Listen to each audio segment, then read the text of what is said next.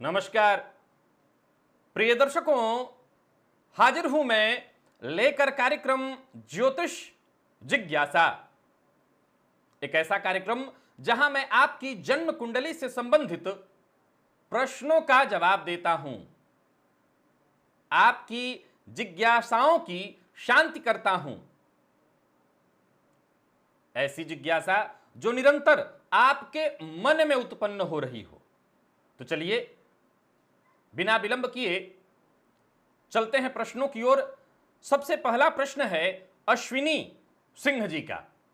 इन्होंने पूछा है, मेरी मकर लग्न की कुंडली है, शनि और गुरु की युति चौथे भाव में है और बुध शुक्र राहु की युति सप्तम भाव में है, चंद्रमा नवम भाव में है, मंगल का संबंध 10वें घर से यानी मंगल 10वें घर में है।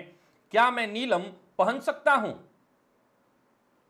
अश्विनी जी, आपकी कुंडली में अगर देखा जाए तो मकर लग्न की कुंडली में निस्संदेह नीलम रत्न धारण करना चाहिए, लेकिन यहां विचारणीय है शनिदेव का संबंध कुंडली के चतुर्थ भाव से हो रहा है और मकर लग्न की कुंडली में चतुर्थ भाव में मेष राशि होती है, जहां पर शनिदेव नीच राशि में हो जाते हैं। अब आपने आगे कहा है कि मंगल दसम भाव में बैठे हैं, तो निसंदेह मंगल की दृष्टि शनिदेव पर है, जिससे शनिदेव का नीच भंग हो जाएगा। फिर भी मैं यही सलाह दूंगा कि नीलम धारण करना उचित नहीं होगा, क्योंकि जब भी कोई ग्रह नीच का होता है, सदैव मैं क्या कहा करता हूं कि जैसे उच्च का ग्रह सबसे ज्यादा जन्म कुंडली में बलवान होता है, वैसे ही नीच का ग्रह भी अपने आप में बलवान होता है। अब बात शनिदेव की चल रही है, जो कि लग्नेश हैं। नीच होने के बावजूद, नीच भंग होने के बावजूद मैं शनिदेव के रत्न धारण की बात आपको नहीं कहूंगा, क्योंकि उससे कहीं ज्यादा बेहतर स्थिति तो यह हो कि आप शुक्र का रत्न धारण करने का विचार करें। शुक्र का रत्न पहनना चाहें तो आप पहन सकते हैं। शुक्र के अंश इत्यादि को देखकर शुक्र का रत्न धारण करें, शनि का रत्न धारण करना उचित नहीं होगा। करिश्मा जी हैं ये, इनका नाम काफी आगे लंबा है, मैं बस करिश्मा कह लेता हूं। आपका जो प्रश्न है, आपने पूछा है वृश्चिक लग्न में अष्टम भाव में बुध 14 अंश पर और षष्ठम भाव में शनि 29 अंश पर बैठे हैं और यहां पर बैठकर अपनी तीसरी दृष्टि डाल रहे हैं अष्टम भावस्थ बुध पर। अब इनका पूछना है जातक के लिए इसका प्रभाव कैसा होगा। देखिए, बात वृश्चिक लग्न की कुंडली की चल रही है, तो यहां पर न तो शनिदेव कारक है न बुध, परंतु बुध स्वगृही अष्टम भाव में बैठकर विपरीत राजयोग का निर्माण कर रहे हैं। अब विचारणीय तथ्य है कि शनिदेव की अष्टम दृष्टि, तीसरी दृष्टि अष्टम भाव पर जो पड़ रही है, और अष्टम भाव आयु का भाव है।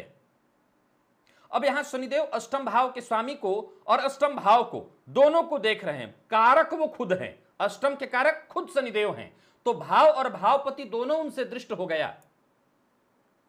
अब विचारणीय तथ्य यह है कि ये भाव पर और भावपति पर दृष्टि डाल करके कष्ट उत्पन्न करेंगे या अच्छा लाएंगे। देखिए, यहां विचारणीय तथ्य होगा, शनिदेव भी इस लग्न में कारक नहीं है, लेकिन विचारणीय है कि शनिदेव षष्ठम में कारकत्व हासिल करते हैं। मैं सदैव कहा करता हूं कि ग्रह लग्न में कारक है या नहीं, इससे ज्यादा विचार करिए कि वो किस भाव में बैठा है। जिस भाव में बैठा है, कहीं ऐसा तो नहीं कि उस भाव में कारक हो, उस भाव में वो कारक हो। तो शनिदेव षष्ठम भाव के कारक ग्रह हैं, यहां पर वो कारकत्व हासिल करके अपनी तीसरी दृष्टि अष्टम भाव पर डालेंगे। निसंदेह जातक की आयु को ये लंबा करेंगे। नोट करिए, जातक की आयु को ये लंबा करेंगे, क्योंकि ये विच्छेद करा देते हैं और अष्टम भाव से पूर्व में देखा जाए तो मृत्यु का विचार होता है, तो मृत्यु पर दृष्टि डाल करके मृत्यु से विच्छेद करा देना, तो मृत्यु से विच्छेद ही आयु है। परंतु अष्टम भाव और अष्टम के स्वामी दोनों पर यह दृष्टि डाल रहे हैं, फलतः जीवन काल में कहीं ना कहीं थोड़ी सेहत में परेशानी, कुछ न कुछ परेशानियां, संघर्ष की स्थिति अवश्य उत्पन्न कराएंगे। फिर से नोट करिए, मैंने कहा था कि विपरीत राजयोग बना रहे ग्रह पर अगर शुभ ग्रह की दृष्टि, विशेषकर देव गुरु बृहस्पति की दृष्टि की बात मैंने की थी कि पड़ जाए तो विपरीत राजयोग नहीं बनेगा, भंग हो जाएगा। परंतु शनिदेव जैसे पाप ग्रह की दृष्टि बन जाए तो सीधी सी बात है, ये विपरीत राजयोग को बल प्रदान करने वाले होंगे, सो ये अच्छा ही है। आप इसे अच्छा प्रभाव वाला मानिए, कोई बहुत कष्ट इसका न समझिए। नंदिता चतुर्वेदी जी ने पूछा है, मिथुन लग्न तुला राशि की कुंडली में कुमार अवस्था के वक्री बुध शनि के साथ पराक्रम भाव में बैठकर कैसा फल देंगे। सीधी सी बात है कि लग्नपति का जाकर के पहले तो कुंडली के पराक्रम भाव में सूर्य की राशि में बैठना। अब सूर्य का आपने जिक्र नहीं किया, मतलब सूर्य या तो एक घर आगे हैं या एक घर पीछे हैं। पराक्रम पति आसपास ही कहीं, तो सीधी सी बात है आसपास ही होते हैं। तो पराक्रम भाव में लग्नेश का जाकर के बैठना अपने आप में एक ही इशारा करता है, जो मैं सदैव कहा करता हूं, जन्म कुंडली अपने आप में रहस्य का खजाना है और बहुत आपको ज्ञान नहीं लगाना, केवल ग्रहों से बात करके देखिए वो कहना क्या चाहते हैं। तो इसका मैंने सदैव बताया कि आपका लग्न अर्थात आपका व्यक्तित्व वो जाकर के पराक्रम में बैठ गए, तो पहली बात तो यही हो गई कि आपको पराक्रम में ही अपना जीवन ढूंढना है, पराक्रम में ही आगे बढ़ना है। विशेषकर औरों के लिए आप सुनते हैं जो लोग कहा करते हैं बातों ही बातों में कि मेरा तो रोज का काम है कुआं खोदना और पानी पीना। असल में ये एक कहावत है, लेकिन अगर लग्नपति पराक्रम में जाकर के बैठ जाएं तो ये आपको चरितार्थ करना होगा, कुआं खोदकर पानी पीना, यानी जब प्यास लगे कुआं खोदो और पानी पी लो। सुनने में कितना ये आसान है, लेकिन असल में होता तो नहीं होगा जब किसी को प्यास लगी हो और कुआं खोदने के लिए ये कहा जाए। तो असल इसके रहस्य बड़े गंभीर हैं, परंतु कहावत ही तो बन करके रह गया। तो आपके लिए ऐसा है कि पराक्रम में ही जीवन है और इसी से सब कुछ मिलने वाला है। और अब विचारणीय है कि मिथुन लग्न में शनिदेव भाग्य के स्वामी होते हैं। अब वक्री बुध से कोई ज्यादा नुकसान नहीं है, शनिदेव भाग्य के स्वामी होते हैं। पराक्रम में लग्नपति के साथ बैठकर के भाग्य भाव पर दृष्टि डालेंगे, निसंदेह ये भाग्य के लिए भी अत्यंत श्रेष्ठ होगा, क्योंकि अपने घर को देखेंगे और भाग्य भाव को लग्नेश भी जब देखेंगे तो ये जातक अथवा जातिका के लिए भाग्य उत्पन्न करने वाला होगा। तो इसका एक मतलब तो तय हुआ कि जातक का पूरा व्यक्तित्व पराक्रम में है और पराक्रम से ही उसके जीवन काल में भाग्य का निर्माण हो रहा है। रमेश तिवारी जी ने पूछा है, कर्क लग्न में 7वें भाव में राहु 17 अंश पर मंगल के साथ और मंगल 24 अंश पर और शनि 11वें स्थान पर 10 अंश और चंद्रमा 3 अंश से 12वें स्थान पर है। मिथुन राशि की कुंडली है। बुध 22 अंश के साथ सूर्य के साथ तीसरे स्थान पर और गुरु पंचम भाव में 8 अंश और शुक्र चौथे स्थान पर 4 अंश से हो, तो क्या जातक के जीवन में हमेशा कष्ट और पैसे के संबंध में रुकावट ही रहेगी? क्या उसे नीलम धारण करने के लिए सुझाव दिया जा सकता है? देखिए रमेश जी, मैं आपको एक बात बता दूं कि कर्क लग्न में निसंदेह नीलम धारण नहीं किया जा सकता, लेकिन आपने ग्रहों का जो अंश बताया उससे जरा विचार किया जाए कि आपका कहना है कि कर्क लग्न में 7वें भाव में राहु 17 अंश पर, इसका मतलब केतु कहां है? लग्न में। किस काम के लिए जाने जाते हैं? पहले कर्क लग्न को जरा समझिए। कर्क लग्न के जातकों का स्वभाव कैसा होता है? तो भावुक, भावना प्रधान, बहुत जल्दी दूसरों का हित करने के लिए अपना। कई बार इनका स्वभाव क्या होता है, मैंने बताया था कि कर्क राशि का अर्थ अगर समझा जाए तो देवगुरु आखिर ऐसे तो कहीं किसी राशि पर उच्च नहीं हो सकते। इस राशि की कुछ तो विशेषता है और सबसे बड़ी विशेषता यही है कि कर्क के लिए कहा जाए कि जिसका हाथ पकड़ ले, यानी किसी चीज को पकड़ ले तो वो हिस्सा उसका टूट जाए, छोड़ेगा नहीं। यानी जिससे प्रेम करता है ये, उसका हाथ पकड़ ले तो हाथ टूट जाए, प्रेमी का हाथ नहीं छोड़ेगा। ये इसकी विशेषता है इस राशि की या लग्न की। मैं राशि शब्द का इस्तेमाल कर रहा हूं। अब जरा गौर करिए कि यहां पर केतु बैठ गए। अब जो भावुक है, भावना प्रधान है, वहां पर केतु जो कि भ्रम की स्थिति उत्पन्न करते हैं, जाकर के बैठ जाएं तो एक तो भावुक है वो और ऊपर से वो भ्रम में है। अब जरा समझिए कि उसको इस्तेमाल करने वाले तो मतलब मक्खियों की तरह आसपास उसके भिनभिनाते होंगे। तो जीवन कष्ट में तो होना ही होना है, जीवन कष्ट में होना ही होना है। अब आगे आपने लिखा कि यहां पर राहु 17 अंश पर मंगल के साथ और मंगल 24 अंश और शनि 11वें स्थान पर 10 अंश और चंद्रमा 3 अंश। अब आपने जो चंद्र कुंडली की चर्चा की है, यानी आपने बताया मिथुन राशि है, तो मिथुन राशि से आपने चंद्र कुंडली की बात कही। यहां पर मैं बता दूं कि पिछले दिनों एक वीडियो में मैंने इस बात का जिक्र किया था कि अगर ऐसा प्रश्न खड़ा हो जाए कि जन्म कुंडली और चंद्र कुंडली में हम किसको बल दें, हमारे पास ये दोनों विकल्प है। हम जन्म कुंडली को भी इतना ही महत्व देते हैं जितना कि चंद्र कुंडली को। अब सवाल उठता है कि हम किसको महत्व दें, क्योंकि मैंने एक वीडियो में बताया था कि कोई जरूरी नहीं है कि जन्म कुंडली के हिसाब से ही आप रत्न धारण करें, आप चंद्र कुंडली के हिसाब से ही रत्न धारण कर सकते हैं। जैसे कि आपने ये प्रश्न पूछा, आपका ये प्रश्न बनता है कि आपने कर्क लग्न में भी नीलम पहनने के लिए मुझसे पूछा है, तो इसलिए क्योंकि मैंने खुद कहा था कि चंद्र कुंडली के हिसाब से भी रत्न धारण किया जा सकता है। लेकिन एक और वीडियो में हाल फिलहाल मैंने इस बात का जिक्र किया था कि जरा समझिए, अब उदाहरण से समझिए कि आपने इस जातक को नीलम पहना दिया और इस जातक को वर्तमान में गुरु की महादशा चल रही हो अथवा सूर्य चंद्रमा और मंगल की क्रमबद्ध तरीके से महादशा चल रही हो, सूर्य चल रहा हो, चंद्रमा मंगल आने वाले हो, तो नीलम पहनाना कोई बहुत सपोर्टिव तो नहीं होगा, क्योंकि जो महादशा चल रही है वो नीलम के फेवर वाली नहीं है, यानी वो लग्न को सपोर्ट कर रही है। तो नीलम पहनाना तो व्यर्थ हो जाएगा, जातक के जीवन का संघर्ष यथावत रह जाएगा। तो आप पहले महादशा को देखिए, महादशा कौन सी चल रही है और जो महादशा चल रही है उस महादशा की स्थिति को जरा देखिए। ये इतना आसान नहीं है, परंतु थोड़ा सा ध्यान दिया जाए, थोड़ा समय दिया जाए और थोड़ा समझने का प्रयत्न किया जाए तो आप दोनों को जरा जोड़कर एक बस रिजल्ट निकाल लीजिए कि आपने तय कर लिया, आपने जो ग्रहों का अंश बल बताया इसके हिसाब से नीलम पहनाने में कोई दिक्कत नहीं दिखाई पड़ती, परंतु समस्या है। समस्या क्या है? अगर महादशा सपोर्ट वाली नहीं हुई तो नीलम पहनाना व्यर्थ हो जाएगा, जातक के जीवन काल में परेशानियों में तो कोई कमी नहीं आएगी, वरन परेशानियां बढ़ जाएंगी। और अगर महादशा भी सपोर्टिव है तो एक काम कर लीजिए कि आप नीलम भी पहना सकते हैं या नीली इत्यादि पहना करके एक परीक्षण भी कर सकते हैं। नीली के परीक्षण से कोई विशेष नुकसान नहीं है। तो मैं चूंकि देख नहीं पा रहा हूं कि बाकी ग्रह स्थितियों के साथ साथ महादशा किसकी है, तो जितना आपने बताया है उसके हिसाब से मैं नीलम पहनने की सलाह देता हूं, लेकिन तब जब महादशा शुक्र की हो, महादशा शनिदेव की हो, बुध की हो, तब एक बार जरूर विचार किया जाएगा। विनय गुप्ता जी का प्रश्न है, मेरे बालक की वृषभ लग्न की कुंडली में 6वें भाव में उच्च के वक्री शनि, शनिदेव कैसे हैं? तो उच्च के हैं परंतु वक्री होकर के बैठे हैं, लेकिन चलित कुंडली में 5वें भाव में चले जाते हैं। अच्छी बात है। अब 12वें भाव में इनका लिखना है कि मेष राशि में गुरु और चंद्रमा जो कि शनि की 7वीं दृष्टि से दृष्ट हैं, तो क्या गुरु अपना अच्छा फल दे पाएंगे? क्योंकि वृषभ लग्न में गुरु तथा चंद्रमा दोनों ही अकारक हैं तथा वो 12वें भाव में है, गजकेसरी योग का माना जाएगा।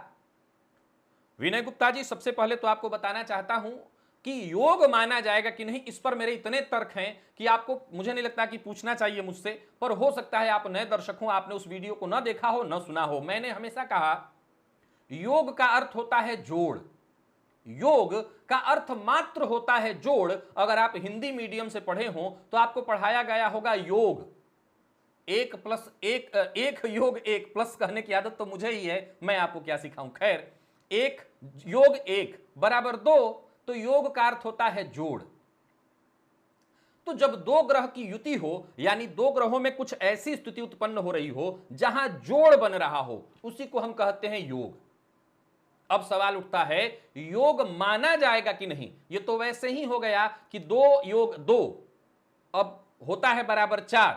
कोई कहेगा कि ये योग माना ही नहीं जाएगा, ये ऐसा तो हो ही नहीं सकता भाई। 2 योग 2 हो रहा है तो 4 तो होगा, 4 तो होगा। अब हम बात चूंकि मैथ की नहीं कर रहे हैं, ग्रहों की स्थिति की कर रहे हैं, तो निसंदेह इस लग्न में न तो देवगुरु कारक हैं न यहां पर चंद्रमा कारक हैं। गज केसरी योग है, लेकिन यह योग इस लग्न में प्रभावी नहीं माना जाता, कम प्रभाव वाला माना जाता। फिर एक सवाल उठता है कि भाई क्या शून्य प्रभाव देने वाला हो जाएगा गज केसरी योग? जवाब उठता है बिल्कुल नहीं। योग है तो उसका प्रभाव होगा। हां, जहां 100% प्रभाव हो सकता था वहां पर प्रभाव 35-40 वो भी अंश देख करके तय किया जाएगा। अब गुरु गौर करिए कि वृषभ लग्न की कुंडली में देवगुरु बृहस्पति विपरीत योग का निर्माण कर रहे हैं 12वें भाव में बैठ करके। नोट करिए, विपरीत योग का यह निर्माण करेंगे 12वें भाव में बैठ करके।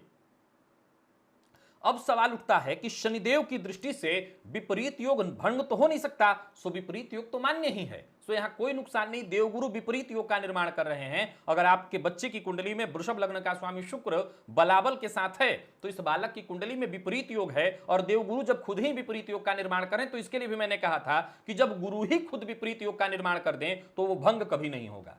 वो मान्य होगा, और शनिदेव जब उस पर दृष्टि डालेंगे तो और विपरीत योग में बल मिलेगा। अब वो वीडियो जाकर के देखिएगा विपरीत का अर्थ क्या मैंने समझाया है। गौरव पाराशरी जी ने पूछा है, यदि सूर्य और शनि कुंडली के किसी भी भाव में युति में हो, परंतु चलित में सूर्य अगले भाव में हो, तो क्या पिता और पुत्र के बीच संबंध खराब होंगे? अर्थात सूर्य युति का फल अगले भाव का दे रहे हैं। तो देखिए गौरव जी, मैं एक बात कहना चाहता हूं, मेरा अनुभव कहता है, इस पर और मंथन की आवश्यकता है। मैं ये नहीं कहता कि मेरा अनुभव ही अंतिम मान्य है, परंतु मैं ये जरूर कहूंगा कि यह मंथन का विषय है। मेरे अनुभव के हिसाब से चलित चक्र में जो ग्रह दिखाई पड़ते हैं वो प्रभाव देने की बात शास्त्र कहता है, लेकिन योग इत्यादि का फल मैंने सदैव जन्मांक से देखा है और वो देता है। अब ये तो वैसे ही है जैसे हाथ कंगन को आरसी क्या और पढ़े लिखे को फारसी क्या। अगर ये युति है तो नियम तो यही कहता है मतभेद होना चाहिए, और मेरे हिसाब से अगर देखें तो युति प्रभावी रहेगी अगर दोनों ग्रहों में अंशवाइज इतनी दूरी नहीं हो। क्योंकि देखिए एक चलित चक्र में आपने कहा कि सूर्य कहीं और का फल दे रहे हैं, तो निसंदेह दूरी हो सकती है। तो पहले आप ये देखिए दूरी कितनी है, क्योंकि शनि की जो गति है वो मंद है और सूर्य की गति बहुत तीव्र है। 1 महीने में ये राशि परिवर्तन करने वाले हैं। अब शनि को सूर्य ने पार कर दिया है। आपके प्रश्न के हिसाब से अगर देखा जाए तो सूर्य अगले भाव का फल दे रहे हैं, तो शनि को सूर्य ने पार कर दिया है। अब यहां पर अगर नक्षत्र भेद भी हो, नक्षत्र भेद तो हो ही जाएगा लगभग, पर फिर भी देखिए कि नक्षत्र भेद हो, यानी सूर्य और शनि एक नक्षत्र में ना हो, तो मुझे लगता है कि बहुत माइनर स्थिति होगी मतभेद की। लेकिन अभी नक्षत्र एक ही दिखाई पड़ रहा है आपको, तो आप लिख के रखिए कि चाहे चलित में कहीं का फल दे रहे हो, मतभेद होगा। ये तो मैं वही कहूंगा कि आजमा के देखने का विषय है। और फिर आपने आगे पूछा कि कुंडली में यदि सूर्य षष्ठम भाव में हो और दशमेश जो कि पिता का भी भाव है उच्च के हो, तो पिता पुत्र में संबंध कैसा होगा। देखिए यह भी बड़ा विचारणीय तथ्य आपने पूछा है कि दशम पति अगर उच्च राशि में हो तो नियम के हिसाब से पिता पुत्र का संबंध या पिता मजबूत अवस्था में। देखिए संबंध की अगर हम बात करें तो यह बड़ा विचारणीय है, संबंध की बात करें, क्योंकि अगर दशम पति उच्च अवस्था में है, बलवान है, तो यह भी तो संभव है कि पिता अपने आप में बड़ा धनी मानी व्यक्ति है, पिता सरकारी नौकरी में है, पिता कोई उच्च पदस्थ व्यक्ति है, तो अपने पुत्र को वो सब कुछ देने में सक्षम है। तो यह भी तो संभव है कि पिता पुत्र को सब कुछ देने में सक्षम है, लेकिन पुत्र रोड पर आवारागर्दी कर रहा है, तो उससे पिता को दुख होगा। अब सवाल यह उठता है कि यहां परिस्थितियों को अगर देखा जाए तो यह पिता की मजबूती को दर्शा रहा है। अब सवाल उठता है कि सूर्य षष्ठम में बैठे हैं। अब जरा नोट करिए, दशम भाव पर पापग्रह की दृष्टि हो, सूर्य पर पापग्रह की दृष्टि हो, और कहीं से जो कि दशमेश आप उच्च के बता रहे हैं, उस उच्च के दशमेश पर भी पापग्रह जैसे राहु इत्यादि की दृष्टि हो, तो 100% मतभेद की संभावना उत्पन्न होगी।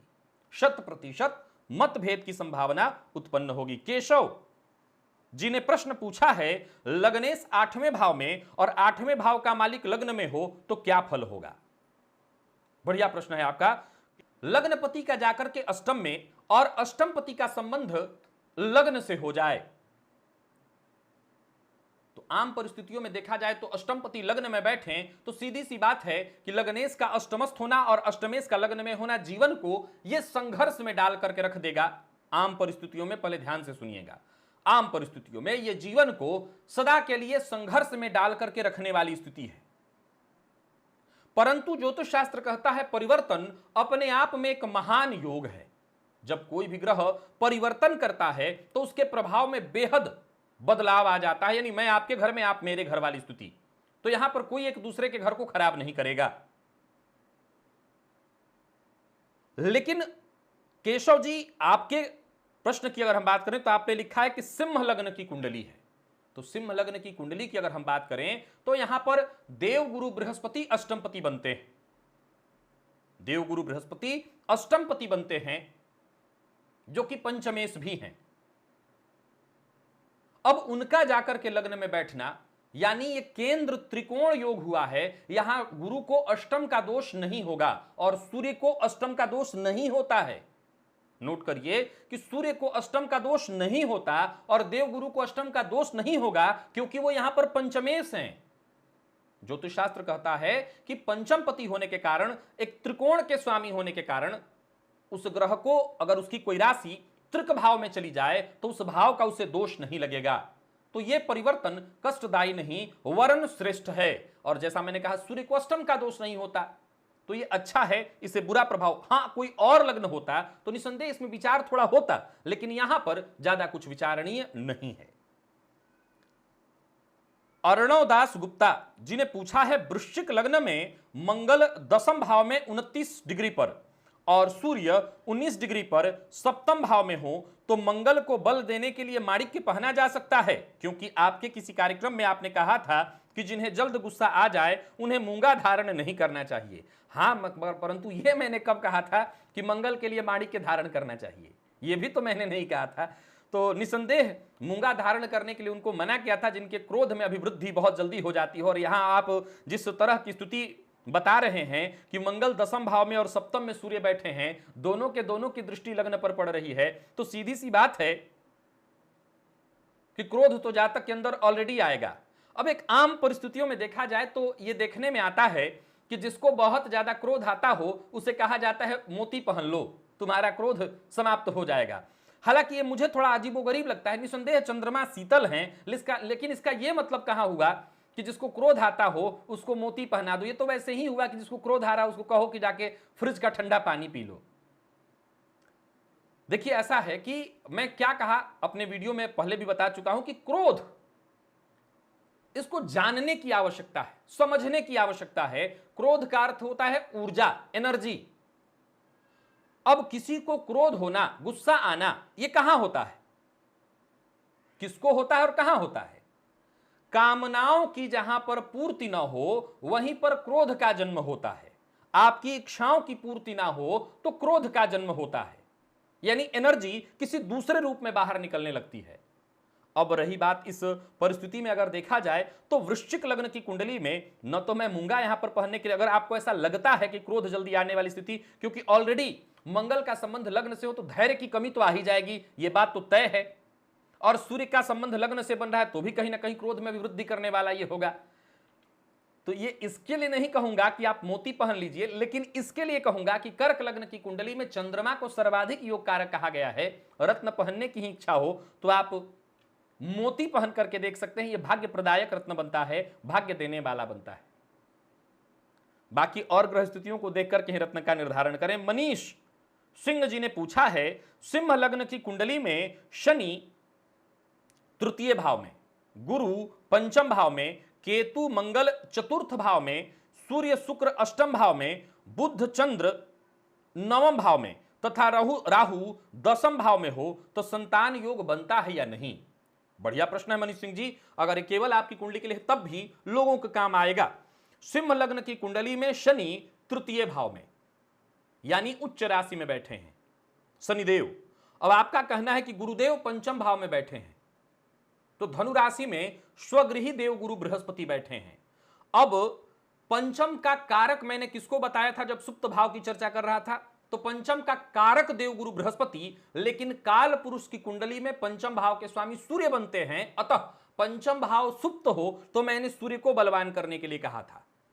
अब जरा गौर करिए कि आपके केस में भाव, भावपति और भाव कारक, क्योंकि पंचम भाव के स्वामी देवगुरु बृहस्पति और पंचम के कारक भी देवगुरु बृहस्पति, इन तीनों पर शनि की दृष्टि पड़ रही है और यह दृष्टि संतान विच्छेद कराने वाली होगी 100%। अब आगे आपने कहा कि सूर्य जाकर के अष्टम भाव में बैठ गए हैं, तो अष्टम भाव में जो सूर्य बैठे हैं वो कैसे हैं? तो केतु की दृष्टि से दृष्ट होकर के बैठे हैं। तो सवाल का जवाब यह निकलना चाहिए कि हां, संतानोत्पत्ति में यह संपूर्णतः बाधा या संतान का योग नहीं बनेगा। अब सवाल उठता है कि क्या मुझे यह कहना चाहिए? तो नहीं, मैं ऐसा नहीं कहूंगा, क्योंकि मैं फिर कहूंगा देश, काल, परिस्थिति, ज्योतिष इसी पर निर्भर करता है और संतानोत्पत्ति कोई एक नहीं, दो लोग मिलकर के करते हैं। अतः अगर स्त्री की कुंडली में भी बिल्कुल ऐसी स्थिति उत्पन्न हो गई है तब तो निसंदेह संतानोत्पत्ति नहीं होगी, अकाट्य सत्य। लेकिन अगर स्त्री की कुंडली में यानी पत्नी की कुंडली में संतान की स्थिति मजबूत है तो निसंदेह क्षेत्र कुंडली मजबूत होने के कारण कन्या संतति उत्पन्न हो जाएगी। मुझसे पूछा जा सकता है किस आधार पर? आधार यही है कि देवगुरु बृहस्पति यहां पर सर्वाधिक कारक हैं। निसंदेह कारक होने के चलते कारको भावनाशय सूत्र यहां पर लागू होगा, क्योंकि यहीं पर कारको भावनाशय सूत्र लागू होता है, क्योंकि कारक अपने ही घर में बैठकर अगर पापक ग्रह से दृष्ट हो जाए तो पूर्णतः उस भाव को समाप्त करने वाला होगा, इसमें कोई डाउट नहीं है। लेकिन अगर देवगुरु के पास बल हो, देवगुरु के पास बल हो, तो यह अनुभव में आया, देखने में आया, और शुक्र भी जातक की कुंडली में कहीं बलाबल के साथ, जैसा कि आपने लिखा है कि सूर्य शुक्र अष्टम में चले गए हैं, तो शुक्र भी अगर कमजोर अवस्था में, मृत अवस्था में या अस्त अवस्था में है, तब तो संतान पुरुष की कुंडली में पूर्णतः बाधित है, ना होने जैसी स्थिति नगण्य। लेकिन अगर शुक्र के पास बल है, शुक्र मृत अवस्था में नहीं है, बिल्कुल कमजोर नहीं है, तो कुछ उपाय करके, और क्षेत्र कुंडली मजबूत है यानी स्त्री की कुंडली मजबूत है, तो कन्या संतति अवश्य उत्पन्न कराई जा सकती है। अब आगे चलते हैं। अगला जो प्रश्न है वो ऋषिराज सिंह जी का है, ऋषिराज सिंह रानावत। इन्होंने पूछा है कि कर्क लग्न में शनि, अच्छा इन्होंने लड़की लिखा है यानी लड़की की कुंडली होगी, तो कर्क लग्न में शनि 25 अंश, शुक्र 19 अंश के साथ युति बनाकर अष्टम भाव में बैठे हों, लग्न में मंगल 20 डिग्री और चतुर्थ भाव में राहु बैठे हों 12 डिग्री पर, तो क्या किसी बड़ी घटना होने की संभावना होती है और जीवन में संघर्ष बना रहता है? देखिए, कर्क लग्न की कुंडली में आपका कहना है कि लग्न में ही मंगल बैठे हैं, और आपने क्या कहा कि शनिदेव कुंडली के अष्टम भाव में बैठे हैं, और कैसे हैं ये अष्टमस्त शनिदेव? तो ये राहु से दृष्ट हैं, चतुर्थ भावस्थ राहु की पांचवी दृष्टि से दृष्ट। अष्टम भाव में शनिदेव से वैसे कोई नुकसान तो नहीं होता, क्योंकि ये आयु के कारक हैं, लेकिन जीवन में संघर्ष उत्पन्न कराते हैं, कई बार बताया। क्यों कराते हैं यह भी बताया, क्योंकि इनकी दृष्टि दशम भाव पर पड़ जाती है, द्वितीय भाव पर पड़ जाती है और ज्ञान भाव पर पड़ जाती है। अब अष्टमस्त राहु पर, शनि पर राहु की दृष्टि का पड़ना चोट चपेट एक्सीडेंट जैसी घटनाओं की सूचना देता है। नोट करिए, सूचना देता है, हो ही जाए इसके लिए बाकी की चीजों को देखना चाहिए, जैसे महादशा इत्यादि। हां, संभवतः इस घटना को यह अंजाम दिला सकता है। अब बारी आती है जो मंगल लग्न में बैठे हैं नीच राशि में, उनकी जो 8वीं दृष्टि पड़ रही है अष्टम भावस्थ शनि पर, यह विशेष रूप से परेशानी की सूचना दे देते हैं, जैसे जलना, कटना, ऑपरेशन, एक्सीडेंट, दुर्घटना इत्यादि। तो हां, ये बड़ी दुर्घटना की संभावना को तो दर्शाते हैं, लेकिन फिर से कहूंगा कि यह कोई घबराने की बात नहीं है, बस परिस्थितियां वैसी हैं जो चिंतित करा दें। परंतु शनिदेव में मैंने यह भी देखा कि यहां पर चोट चपेट तो करा रहे हैं, अगर उनके पास बल है तो आयु को नुकसान नहीं होने देते हैं। और फिर लग्न में यहां पर नीच के मंगल बैठे हैं, तो वैसे भी थोड़ी परेशानी दांपत्य जीवन में आनी ही आनी है, जातिका के, या लड़की आपने लिखा है तो जातिका के, तो सावधान तो रहना ही होगा। अगला प्रश्न रामचंद्र शर्मा जी ने पूछा है, वृश्चिक लग्न की कुंडली में 5वें भाव में केतु, 8वें भाव में बृहस्पति और मंगल, 9वें भाव में चंद्रमा, 10वें में शुक्र और शनि, 11वें में राहु बुध और सूर्य हैं।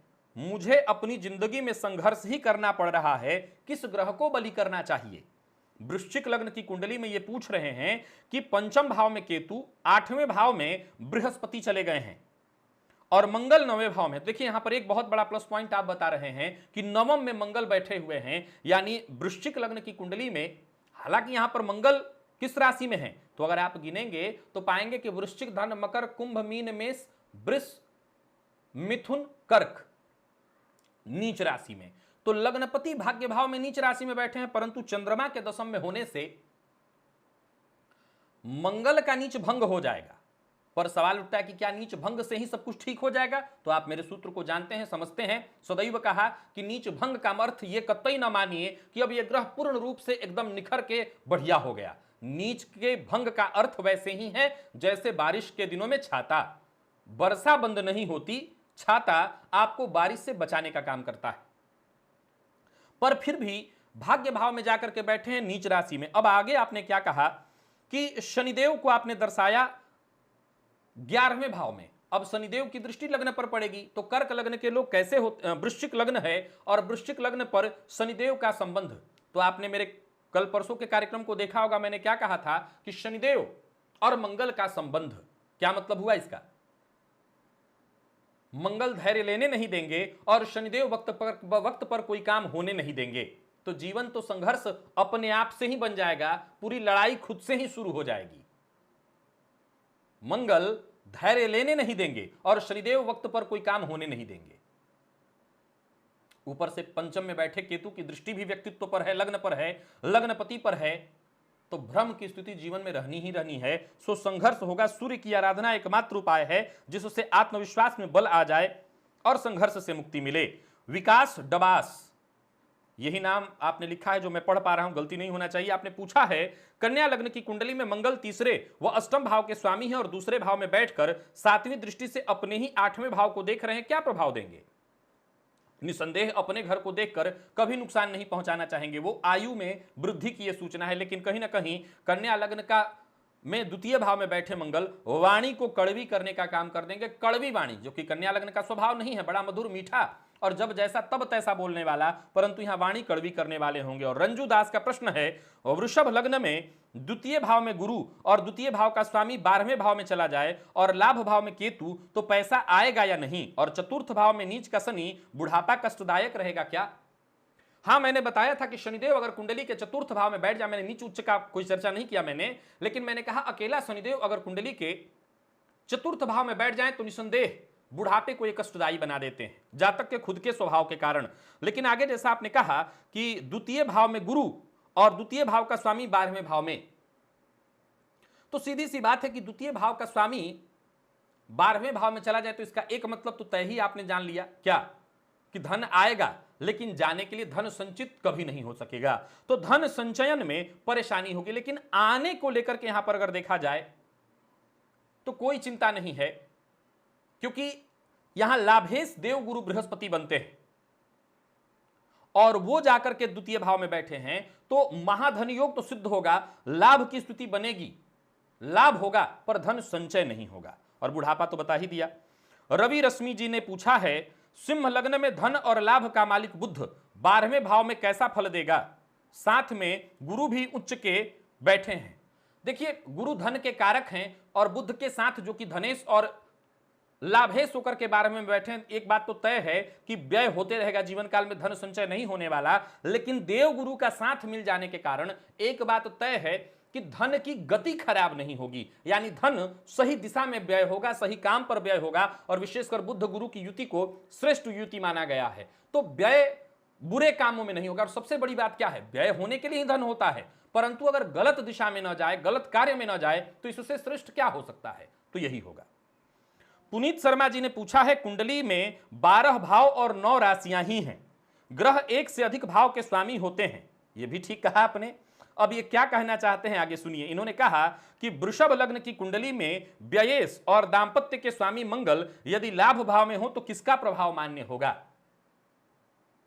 देखिए, कुंडली में 12 भाव ही हैं और 9 राशियां ही हैं, भाव 12 और 9 ग्रह ही हैं, राशियां आपने लिखा है, नवग्रह ही हैं, लेकिन कारक और अकारक की चर्चा इसीलिए तो की गई है। इसको बड़ी सामान्य अवस्था में आप अगर अपनी राजनीति के केंद्र पर घटाएंगे तो घटित हो जाएगा, समय ज्यादा चला जाएगा, इसलिए नहीं चर्चा करूंगा, बस समझाना चाहता हूं, इसीलिए कारक और अकारक की चर्चा की गई है। अब वृषभ लग्न की कुंडली में निसंदेह व्ययेश होते हैं मंगल और दांपत्य के भी स्वामी होते हैं मंगल। अब आपने पूछा कि किसका फल ज्यादा होगा। अब देखिए, मंगल की मूल त्रिकोण राशि कौन सी है? तो सीधी सी बात है, मेष राशि। तो व्ययेश होकर के लाभ भाव में बैठना, लेकिन कुछ अच्छाइयां सुनिए, मंगल पापक ग्रह हैं, लाभ भाव में बैठेंगे तो लाभ की स्थिति अवश्य उत्पन्न करके रखेंगे। अब ये अलग बात है कि वो व्ययेश होकर के लाभ में बैठे हैं तो आएगा जाने के लिए, लेकिन मंगल का लाभ में होना एक और अच्छी सूचना देता है, क्योंकि इनकी चौथी दृष्टि धन पर पड़ जाती है, तो लाभ में बैठकर ये धन से संबंध बनाते हैं। अतः ये अच्छा भी है, घबराने की जरूरत नहीं है। हाँ, व्ययाधिक के जीवन काल में बना रहेगा, सो चिंता की कोई आवश्यकता नहीं। और अब बात कि किसका फल मान्य होगा, दोनों भावों का, सप्तम का भी देंगे और लाभ का भी फल, 12वें का भी फल देंगे, लाभ में बैठे हैं तो वहां का भी फल देंगे, जहां जहां दृष्टि डाल रहे हैं वहां भी फल देंगे। तो पवन दुबे जी ने पूछा है कि मेष लग्न की कुंडली में गुरु भाग्य भाव में वक्री हो 15 डिग्री पर, तो संतान, ज्ञान और प्रेम के संबंध में कैसा रहेगा? और गुरु पर सूर्य, शुक्र, बुध तीनों की दृष्टि है। देखिए, दृष्टि न भी होती तो गुरु अच्छा फल देते, याद रखिएगा, क्योंकि देव गुरु इस लग्न में, मेष लग्न में सर्वाधिक योग कारक हैं और उनका वक्र प्रभाव, नोट करिए, मैं ये प्रभाव हमेशा बदल देता हूं। अगर वृषभ लग्न की कुंडली होगी तो मैं प्रभाव तत्क्षण चेंज कर दूंगा। मैंने वक्र का इतना बृहद वीडियो बना करके समझाया था कि वक्र का अर्थ कैसे समझा जाए। तो यहां पर याद रखिएगा कि मेष लग्न में देवगुरु सर्वाधिक कारक है और उनका वक्र अवस्था इनको सर्वाधिक बलवान बनाएगा। सो धन, ज्ञान, विद्या, बुद्धि, संतान सब के मामले में यह अत्यंत श्रेष्ठ है। और सूर्य गुरु का संबंध भी शिक्षक योग बहुत बढ़िया। शुक्र पर इनकी दृष्टि का पड़ना, बुध पर इनकी दृष्टि का पड़ना यह अत्यंत श्रेष्ठ है। प्रिय दर्शकों, आशा करता हूं जितने लोगों की ये जिज्ञासाओं को लेकर के मैं उपस्थित हुआ था उनकी जिज्ञासाओं की शांति तो अवश्य हुई होगी। बाकी के मेरे दर्शक जिन्होंने इन प्रश्नों को देखा उन्हें भी आनंद आया होगा और उनके मन में भी इससे संबंधित कोई प्रश्न होंगे तो उस जिज्ञासा की शांति हो गई होगी। अब हर बार की तरह बारी आ जाती है शिकायतों की, जो कि आप करेंगे सो अवश्य करिएगा। आपका अपना चैनल है ये और आपको ये पता है, इसलिए बड़े प्रेम से आप शिकायत कर सकते हैं कि मेरा नहीं लिया गया। मैं इतना ही समझता हूं कि जिसका भी लिया गया हो सवाल ज्ञानवर्धक हो, आनंद आने वाला हो। मेरा तो उद्देश्य इतना ही होता है। आज के लिए बस इतना ही, इजाजत दीजिए। कल पुनः आपसे मुलाकात होगी। तब तक के लिए नमस्कार।